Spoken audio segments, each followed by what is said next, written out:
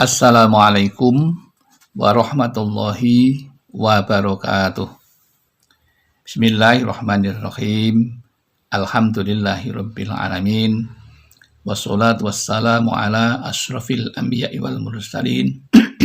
Sayyidina wa maulana Muhammadin wa ala alihi wa sahbihi wa man ihtada bihadihi ila yaumiddin, amma ba'd. Jamaah Al-Fatih Channel yang dirahmati oleh Allah. Pertama, mari kita bersama untuk selalu bersyukur kepada Allah Subhanahu wa Ta'ala atas limpahan rahmat dan nikmatnya, sehingga pada kesempatan yang baik ini kita bertemu dalam keadaan sehat walafiat tanpa halangan suatu apapun. Itu semua kenikmatan yang patut kita syukuri. Maka mari kita syukuri bersama dengan mengucapkan kalimat tahmid, alhamdulillahirabbil alamin. Yang kedua, tentu kita tidak akan pernah melupakan sholawat dan salam untuk baginda Rasulullah, karena kami dan kita semuanya mengharapkan syafaatnya baik ketika di dunia dan di akhirat nanti. Yang ketiga, izinkan kami untuk berbagi ilmu yang kali ini dengan judul sebelum sholat fardu atau sholat sunnah, Anda wajib tahu waktu boleh sholat dan waktu yang dilarang untuk sholat. Karena ini penting.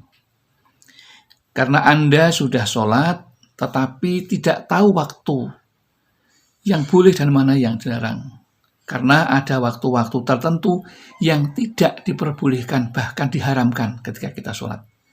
Ini kan satu hal yang sangat ironis, kita mau berbuat baik tetapi ternyata malah justru diharamkan dan berdosa.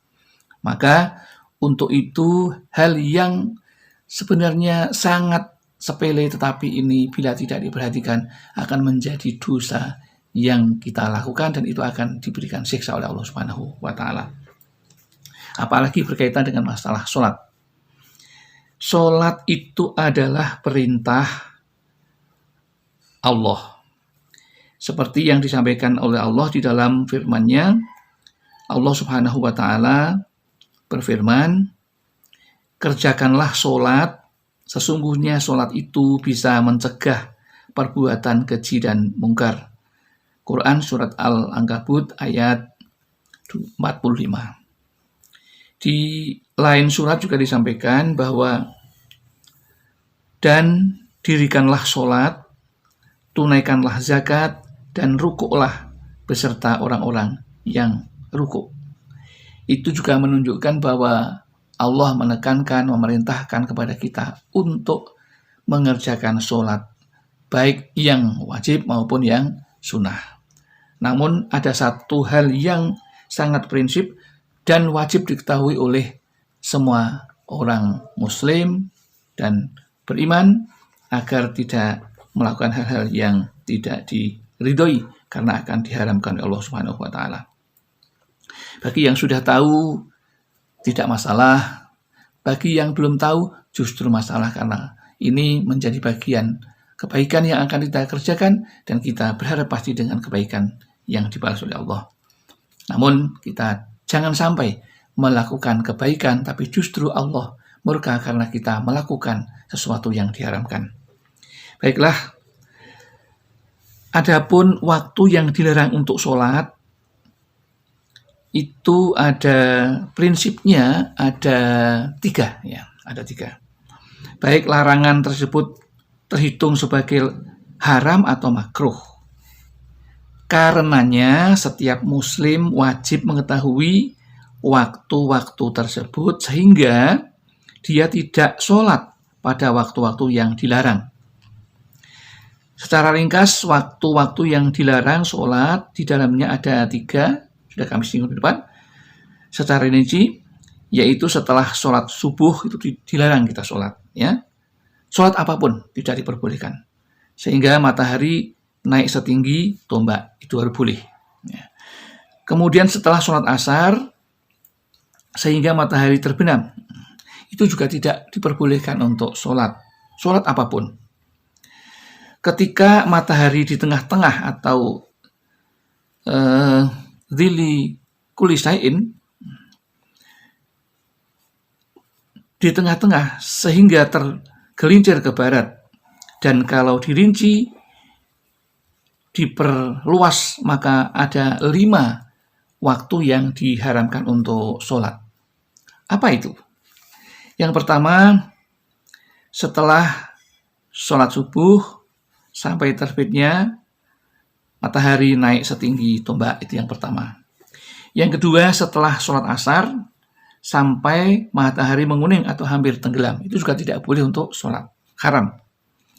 Kemudian ketika matahari di tengah-tengah sampai tergelincir lebih kurang 10 menit sebelum adzan.